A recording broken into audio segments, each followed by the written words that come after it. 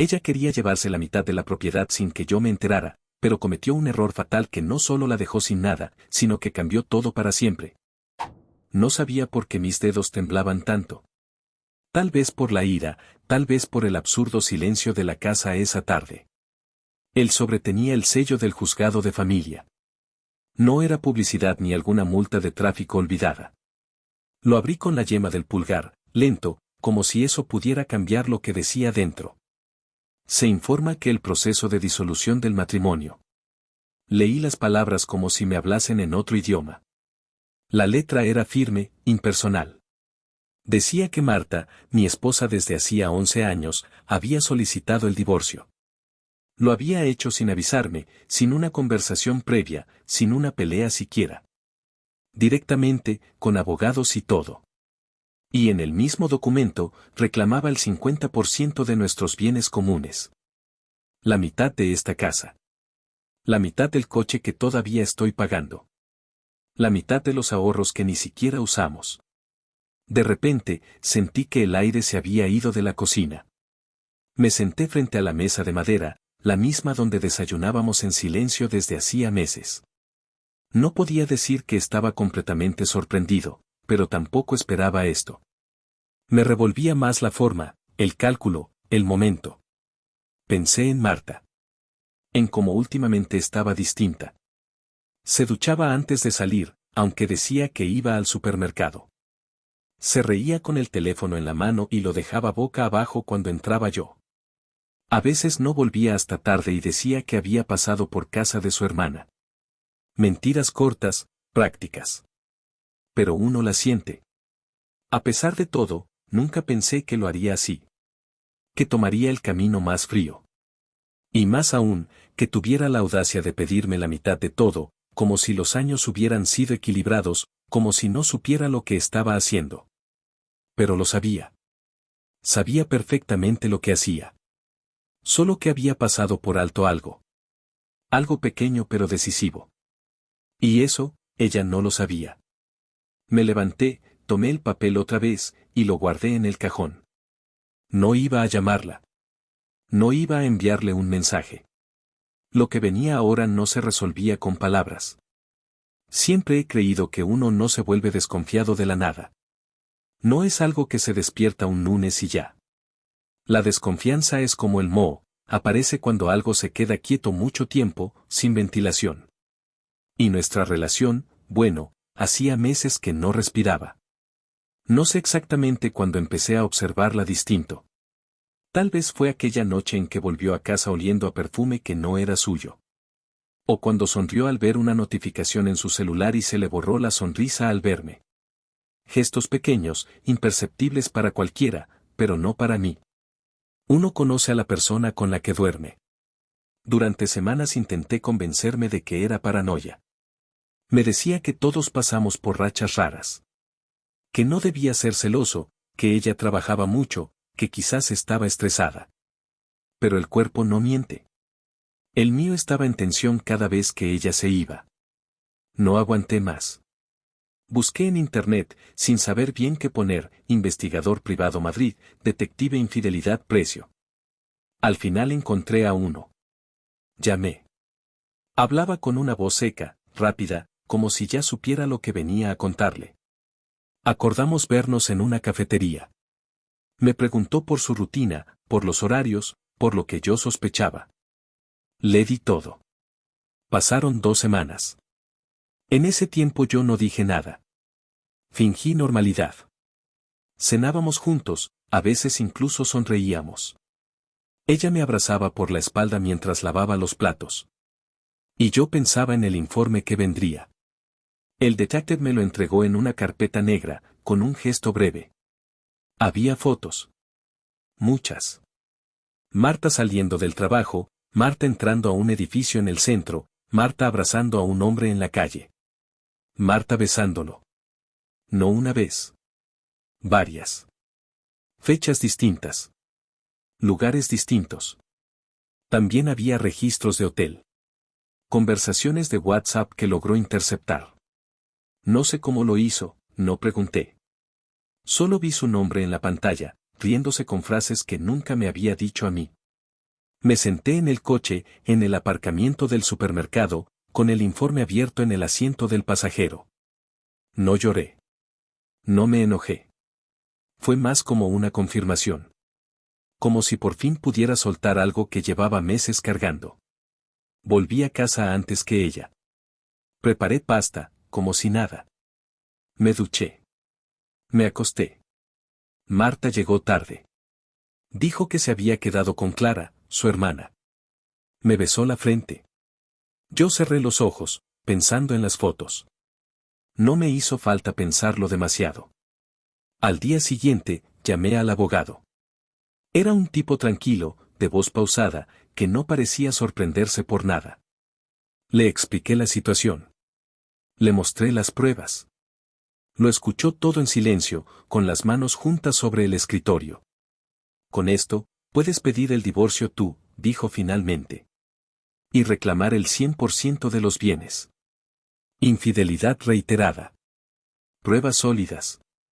No tienes que quedarte en silencio. Yo no quería venganza. En serio. No me importaba el dinero, no al principio. Pero había algo en la manera en que ella lo había hecho, de espaldas, sin hablarme, como si yo fuera solo un trámite, que encendía una parte de mí que no conocía. Así que firmé los papeles. Era una contrademanda.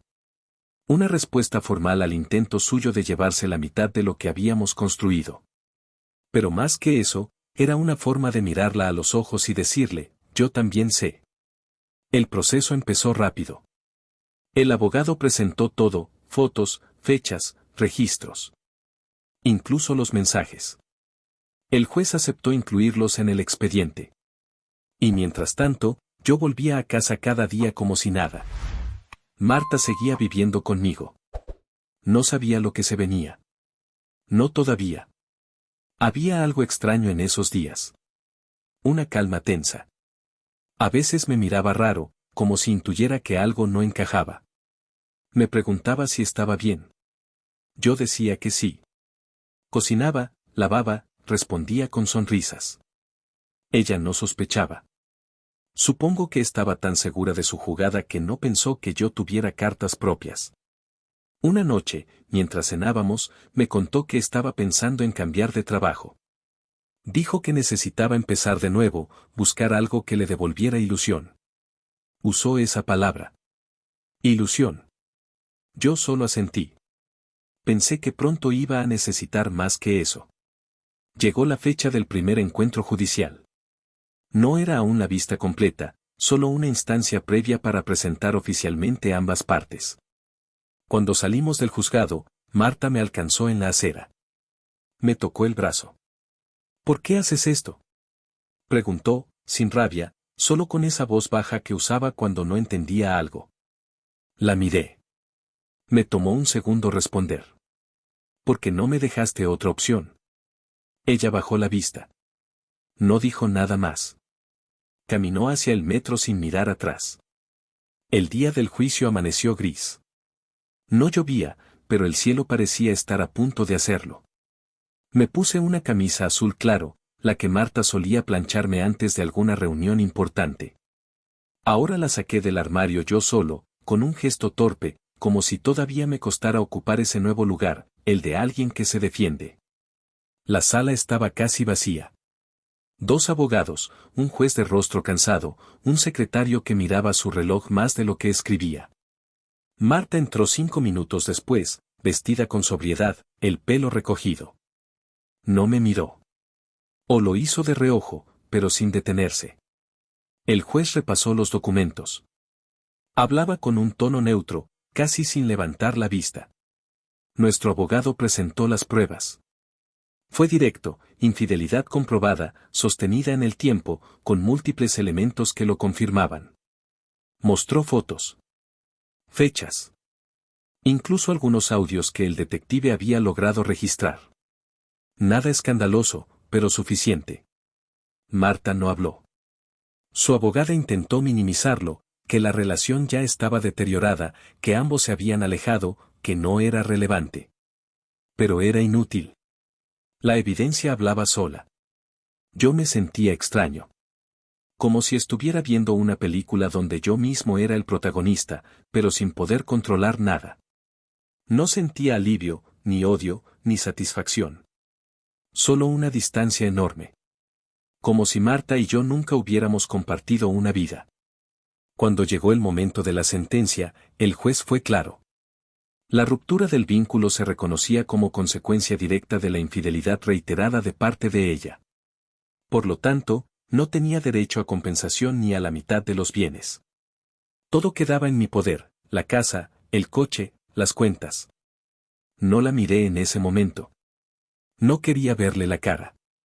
No por desprecio, sino por algo más simple, no quería guardar ese último recuerdo de ella recibiendo el golpe. Prefería quedarme con el silencio que vino después. Salí del edificio con pasos lentos. Respiré profundo. No sentí victoria. Solo una forma de cierre. Al llegar a casa, encontré algunas cosas menos, su abrigo, una caja con fotos, un libro que siempre tenía en la mesa de noche. No dejó nota. No dejó mensaje. Y no hizo falta. La casa estaba más vacía. Pero también más liviana. Pasó un año. Más o menos. No lo conté con precisión, pero lo sentí en el cuerpo. En cómo volví a dormir sin sobresaltos, en cómo el café de la mañana dejó de saber a rutina, en cómo el silencio en casa dejó de doler y empezó a ser compañía. No pensé que iba a volver a confiar en alguien. Me decía eso cada vez que veía una pareja tomada de la mano o cuando algún amigo me hablaba de su nueva relación. Yo sonreía, pero por dentro solo pensaba en no volver a ceder tanto, en no ser vulnerable otra vez. Pero un día conocí a Laura. Fue en una librería. Estábamos en la misma sección, ensayo político, nada romántico, y tomamos el mismo libro casi al mismo tiempo. Ella soltó una risa leve. Hablamos. Tomamos un café. Después otro. Y luego vinieron las caminatas, las charlas sin reloj, los silencios compartidos. Con ella no tuve que esconderme. Le conté todo. No al principio, pero sí cuando sentí que ya era inevitable no hablar de Marta, del juicio, de la rabia vieja. Laura no me juzgó. Solo escuchó. Y eso bastó. Aquella noche en el restaurante fue la primera vez que salíamos a cenar fuera, en un lugar un poco más elegante. Nada exagerado, pero bonito. Me puse una chaqueta. Ella llegó con un vestido sencillo que le quedaba perfecto. Reímos mucho. Pedimos vino. Pensábamos pedir postre cuando la vi. Estaba al fondo. Con una escoba. No fue el uniforme lo que me hizo reconocerla, sino la forma de caminar. Lenta, como si arrastrara algo invisible. Marta. No había visto su rostro en meses. No me buscó con la mirada, ni siquiera pareció notar mi presencia. Pero yo sí la noté. Durante unos segundos no supe qué hacer. Laura hablaba de algo, no recuerdo qué, y yo apenas podía escucharla. Solo tenía esa imagen frente a mí, la mujer que alguna vez fue mi casa, ahora barría migas de pan en un rincón. No sentí placer. Tampoco pena.